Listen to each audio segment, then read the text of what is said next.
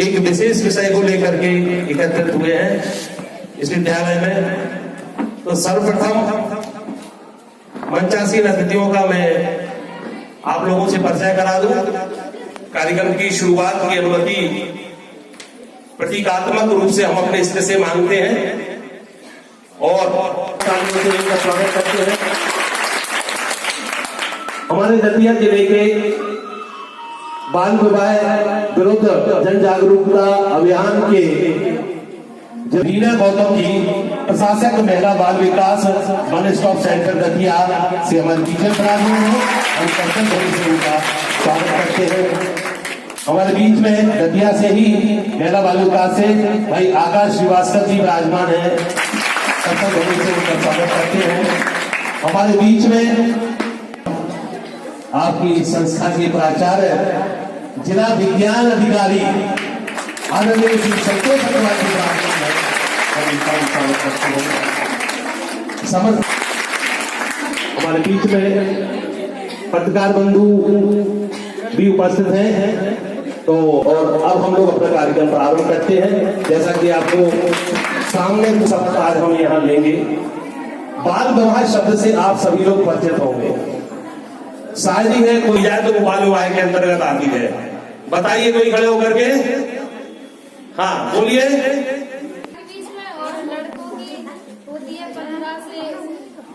आता है और इसकी बहुत सारे सजाएं हैं जो उसको भुगतनी पड़ती है।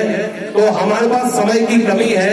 हमारे मंचासीन अतिथियों को हमको सुनना है और शहर में आपके पड़ोस में आपको कहीं भी ऐसा प्रतीत होता है कि यहाँ बाल विवाह हो रहा है, तो आपको पूरी कोशिश करके उस बाल विवाह को रोकना है। बाल विवाह के दुष्परिणाम इतने ज्यादा होते हैं, ये सब आप लोगों को पता है। मध्य प्रदेश और पूरे देश में 100 दिवसीय अभियान जो हमारा जो चल रहा है, ये 27 नवंबर 2025 से 8 मार्च 2026 तक चलेगा। इसके 3 चरण हैं। पहले चरण में स्कूल स्तरीय जागरूकता अभियान है, दूसरे में सेवा प्रदाता है और तीसरे चरण में पंचायत है, ग्राम पंचायत है। स्कूल के बच्चों को जोड़ना है पहले, उसके बाद सेवा प्रदाता जो होते हैं, जो किसी भी विभाग में जो सेवा देने वाले होते हैं, वो उनको कहते हैं सेवा प्रदाता। मैं बाल विवाह के खिलाफ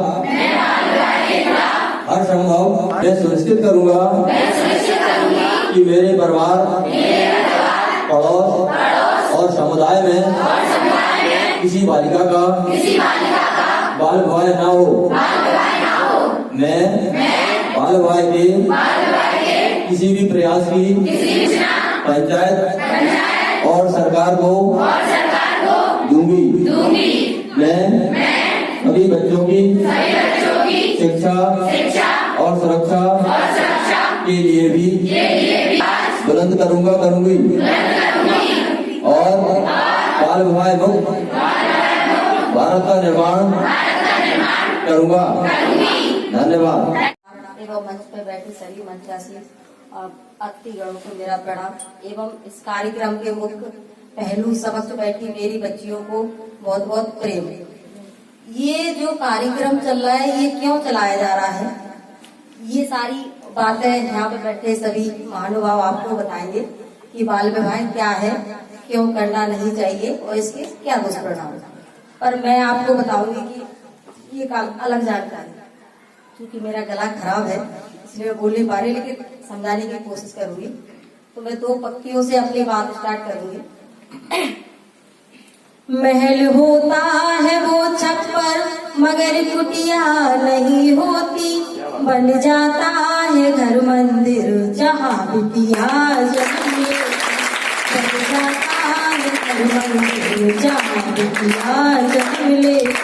अगर बेटी नहीं होगी तो सृष्टि ना चलेगी। अगर बेटी नहीं होगी तो सृष्टि ना चलेगी। बंजर होगी धरती मगर बेटी नहीं होगी। बंजर होगी धरती मगर बेटी नहीं होगी। अपने माँ बाप के कष्ट को चुटकी में भर लेती। अपने माँ बाप के कष्ट को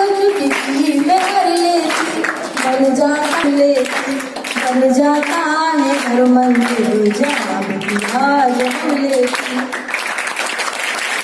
विकास का एक ऐसा कार्यालय है जहाँ पर महिलाओं बालिकाओं के साथ घरेलू हिंसा या अन्य हिंसा होती है तो वहाँ पे पुलिस सहायता, परामर्श सहायता, स्वास्थ्य सहायता, विधिक सहायता और आश्रय सुविधा दी जाती है। अब वहाँ पर कौन सी महिलाएं पहुँचती है? कोई घरेलू हिंसा जानता है क्या होती है? कोई खड़क भी बोलोगी तो अच्छा है, खड़े होने का मौका तो मिल रहा है आपको। आगे जाके हमको खड़ा होना है, अपनी बात को सामने वाले के समक्ष रखना है।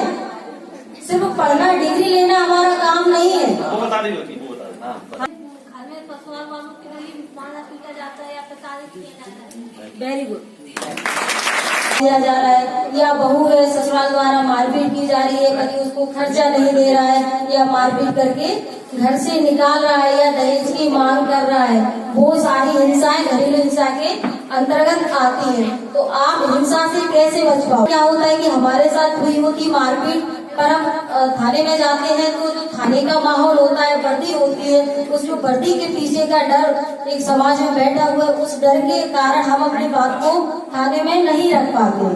तो शासन ने एक योजना चलाई है महिला सशक्तिकरण के अंतर्गत वन स्टॉप सेंटर, जो इंडिया के हर जिले में संचालित है। वन स्टॉप सेंटर जहाँ पे महिलाओं बालिकाओं को निःशुल्क सारी सुविधाएं दी जाती है, जहाँ परामर्श के माध्यम से आपके माता पिता को बुलाकर या आपके साथ ससुराल वालों ने हिंसा की है तो उनको बुलाकर का समाधान करा के आपको घर भेज दिया जाता है। या किसी प्रकरण में लगता है कि आपके साथ ज्यादा मारपीट हुई तो वहीं से आपकी FIR भी दर्ज कराई दी जाती है।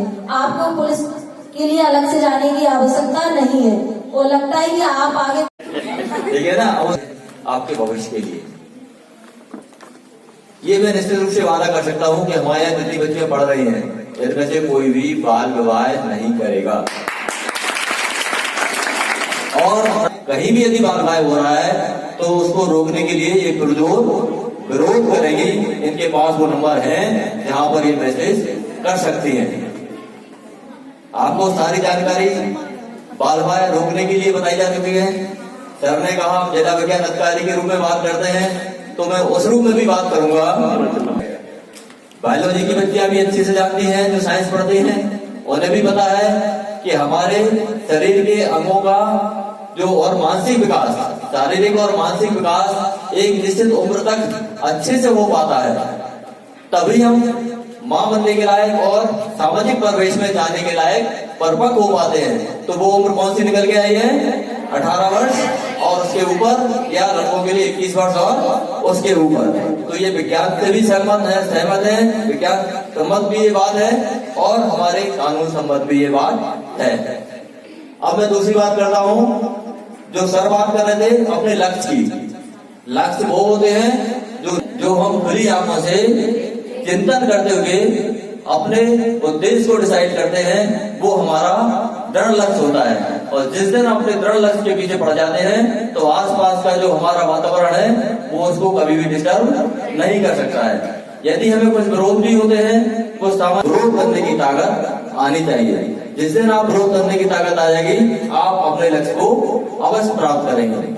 मैं dark and deep, but I have promised to keep miles to go before I sleep and miles to go before I sleep। Hindi में भी इसको कहते हैं सघन गहन मन भावन करूं मुझको आज बुलाते हैं, किंतु किए जो वादे मैंने, वादे मतलब आपका टारगेट है, लक्ष्य, किंतु किए जो वादे मैंने याद मुझे वो आते हैं, अभी कहाँ आराम बदा है, मूक निमंत्रण चलना है, मीलों मुझको चलना है, अभी मीलों मुझको चलना है निरंतर। और यही होता है जो शाश्वत गतियां होती हैं उनमें निश्चित रूप वहाँ की सहायता की जरूरत पड़े तो बेझिझक जा सकते हैं। इसमें हम एक बात और जोड़ना चाहेंगे, मैडम ने काफी अच्छा बताया, फिर भी हम अपनी बच्चियों की तरफ से एक बात रखना चाहेंगे। वो बच्चियां जिन्हें एक तरफा परेशान किया जाता है, क्योंकि बढ़ती हुई बच्चियों के साथ कई ऐसे फोन आना या रास्ते चलते उनको कमेंट्स करना, जब कमेंट्स लगातार बढ़ते जाते हैं या लगातार उन्हें परेशान किया जाता है तो वो 112 पे शिकायत करके मैडम को दर्ज करवा दें। मैडम वहीं से आपकी समस्या, आपको वहां जाने की जरूरत नहीं पड़ेगी, केवल आप उनको इतना ही नोट करवाना है कि आपको परेशानी किससे है, आपका नाम गोपनीय रहेगा लेकिन सामने वाला व्यक्ति सजग हो जाए। ठीक है, इस तरह के कई केस वहाँ सॉल्व हुए हैं और इसके पहले मैं वहीं पे थी तो काफी हद तक लड़कियों को वहाँ पे अच्छा भी लगा। इसके साथ ही अपना कार्यक्रम जो चल रहा है बाल विवाह से संबंधित, तो आपको बताएं बाल विवाह रोकने का सबसे बड़ा कारण ये है कि आपने पूर्व में देखा होगा, हम लोगों ने तो देखा है कि पहले मातृ मृत्यु दर बहुत ज्यादा होती थी, लड़कियों की शादी होती थी, बच्चे होते थे, उसमें 100 में से कम नहीं तो 7 या 8 महिलाओं की मृत्यु हो जाती। उसका कारण एक था, एक तो तकनीक का विकास नहीं था, दूसरा कम उम्र में बच्चा धारण करना ही एक खतरा रहता। जिस तरह कच्चे घड़े में आपने देखा कुम्हार घड़ा बनाता है, जब तक वो पक नहीं आता तो उसमें पानी भरने की अनुमति नहीं देती। इसी तरह बालिकाएं बड़ी तो हो गई पर वो पूरी तरह सारी रूप से अंदरूनी जो विकास होता है उसकी भी एक उम्र होती है जो निर्धारित की गई है 18 वर्ष के बाद। तो शासन ने भी वो नियम में ला के खड़ा कर दिया कि आप 18 से पहले शादी करोगी। जब 18 से पहले शादी नहीं होगी तो मां नहीं बनोगी, मां नहीं बनोगी तो मातृ मृत्यु दर अपने आप कम हो जाए। है वो बच्चियों की 18 वर्ष और बच्चों के लिए जो है वो 21 वर्ष। इससे छोटे इस अधिनियम के अंतर्गत बच्चे ही कहलाएंगे यानी बाल। ये बहुत जरूरी है जानना कि इसके साथ साथ कई अधिनियम और साथ में काम करते हैं। ये इतना आवश्यक, इससे पहले एक शारदा एक्ट के तौर पर लागू था, उसमें 14 वर्ष की आयु मानी जाती थी बच्चियों के लिए, लेकिन बाद में इस प्रकार की चीजें हमारे समक्ष आई कि बच्चियों का पूर्ण विकास नहीं हो पा रहा है, बच्चियों का पूरा शारीरिक और मानसिक विकास अवरुद्ध हो रहा है यदि उसकी बाल विवाह हो जाते हैं। इसके अलावा बच्चियों को बहुत सारा नुकसान होता है। ये एक जब ऐसा समय था भारत में जहां विदेशी आक्रांताओं ने भारत पर आक्रमण किए और विशेष रूप से इस प्रकार की परिस्थितियां उत्पन्न हो गई कि हम भारतीय लोगों को अपनी बच्चियों को बचाना मुश्किल हुआ, तो ये बाल विवाह प्रचलन में आया। ये जो बाल विवाह प्रचलन में आया और ये आगे चल करके एक कुरीति में बदल गया जिसे हम रीति के रूप में स्वीकार कर दें, लेकिन बाद में ये बात समक्ष में आने लगी कि इससे बच्चियों का विकास अवरुद्ध हो रहा है और थोड़ा बहुत नहीं बहुत ज्यादा विकास। पहले इतनी स्वास्थ्य सुविधाएं हमारे देश में नहीं थी, अब तो स्वास्थ्य सुविधाएं बहुत ज्यादा हो गई। अभी भी हमारे